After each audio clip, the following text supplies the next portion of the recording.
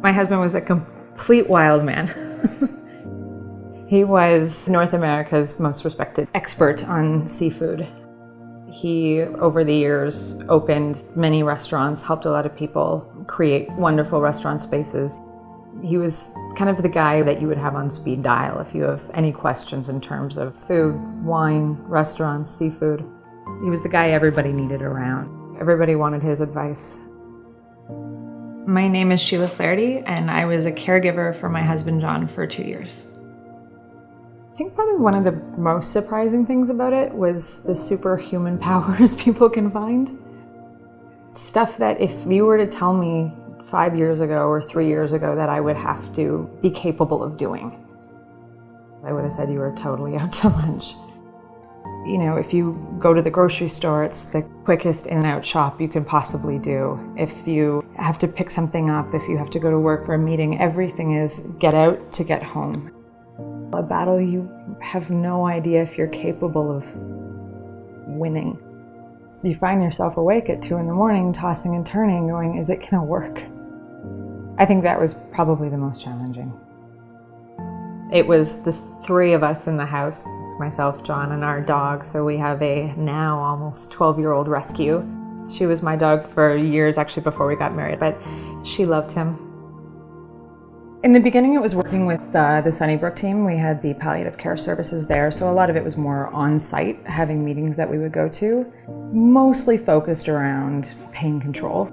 And then as the disease progressed, we worked with the Temi Lettner group and then became home care. At the beginning, it was more support in terms of being on site, driving to and from, being there for appointments. As things progressed, it became much more of a full-time job in terms of looking after him, you know, emotionally and physically. This house actually was a result of the disease progressing. It became a big kind of stress point, trying to figure out, you know, how if this keeps going in the direction it's going, what are we going to do? We knew we needed to move into something that we could manipulate to our own needs as things progressed. When he got very, very sick, I didn't have the skill set to understand what would help him in terms of foods that he needed. You know, what are the highest fat content things? What are the most palatable for someone in his situation? There would be days where something would go wrong or pain would flare up, and you're sitting there constantly on edge and with this extreme amount of anxiety going, should I be calling 911? Is this severe? Are these markers that I should be aware of? What level of pain is normal versus not? We actually kind of unintentionally became avid gardeners. He built this really, really beautiful raised bed in our backyard. He's like, if you're gonna grow things you can eat, grow things for the table, grow things for sustenance. He taught me how to do a lot of that. I didn't know much of that before, so. The most memorable stuff was the most human interactions.